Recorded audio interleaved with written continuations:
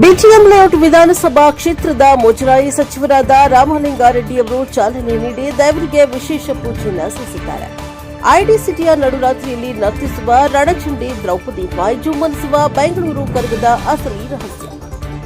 ನಡುರಾತ್ರಿಯ ಕತ್ತಲಲ್ಲಿ ಎದೆಯೊಡುವಂತೆ ಮೊಳಗುವ ತಮಟಿಯ ಸತ್ತು ಗೋವಿಂದ ಗೋವಿಂದ ಎನ್ನುತ್ತಾ ಬರಿಮೈಯಲ್ಲಿ ಕತ್ತಿ ಜಳಪಿಸುವ ಸಾವಿರಾರು ವೀರಕುಮಾರರು. ಆ ಬೆಂಕಿಯಂತಹ ಪಡೆಯ ಮಧ್ಯೆ ಅರಿಶಿಣದ ಸೀರೆಯುಟ್ಟು ತಲೆಗೊಂದು ಮಲ್ಲಿಗೆಯ ಗೋಪುರ ಹೊತ್ತು ಕುಣಿಯುತ್ತಾ ಬರುವ ಆ ಮಹಾಶಕ್ತಿಯ ರೋಚಕ ರಹಸ್ಯ ಗೊತ್ತಾ?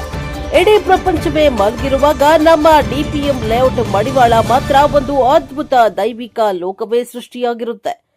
ಹೌದು, ನೂರಾರು ವರ್ಷಗಳ ರೋಮಾಂಚಕ ಇತಿಹಾಸವಿರುವ ವಿಶ್ವವಿಖ್ಯಾತ ಬೆಂಗಳೂರು ಕರಗ ಅಂದ್ರೆ ಸುಮ್ಮನೆ ಅಲ್ಲ, ಅದೊಂದು ಹೈ ವೋಲ್ಟೇಜ್ ಭಕ್ತಿ, ಶಕ್ತಿ ಮತ್ತು ನಮ್ಮ ಸಂಸ್ಕೃತಿಯ ಮಹಾಸಂಗಮ. ಪ್ರತಿ ವರ್ಷ ಚೈತ್ರ ಮಾಸದ ಹುಣ್ಣಿಮೆಯ ಬೆಳದಿಂಗಳಲ್ಲಿ ನಡೆಯುವ ಈ ಅದ್ದೂರಿ ಉತ್ಸವ ಊರಿಗೂರನ್ನೇ ನಿದ್ದೆಗೆಡಿಸುತ್ತದೆ. ಕಾಂಕ್ರೀಟ್ ಕಾಡಿನ ಮಧ್ಯೆ ಇರುವ ಐತಿಹಾಸಿಕ ಧರ್ಮರಾಯ ಸ್ವಾಮಿ ದೇವಸ್ಥಾನದ ಪ್ರಾಂಗಣದಿಂದ ಬಿರುಗಾಳಿಯಂತೆ ಶುರುವಾಗುವ ಈ ಕರಗವನ್ನ ತಿಗಳ ಸಮುದಾಯದವರು ತಮ್ಮ ಪ್ರಾಣಕ್ಕಿಂತ ಹೆಚ್ಚಾಗಿ ಪ್ರೀತಿಸಿ ಮುನ್ನಡೆಸಿಕೊಂಡು ಬರ್ತಾರೆ.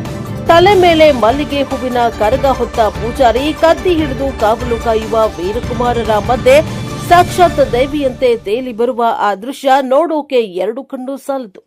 ನಮ್ಮ ಬೆಂಗಳೂರಿನಲ್ಲಿ ಮಣ್ಣಲ್ಲಿ ಮಹಾಭಾರತದ ವೀರಪತ್ನಿ ದ್ರೌಪದಿ ಹೇಗೆ ಆದಿಶಕ್ತಿಯಾಗಿ ರಣಚಂಡಿಯಾಗಿ ಮೆರೆಯುತ್ತಾಳೆ ಅನ್ನೋದರ ರೋಚಕ ಕತೆ ತಿಳ್ಕೊಂಡ್ರೆ ನೀವು ನಿಜಕ್ಕೂ ದಂಗಾಗ್ತೀರಾ.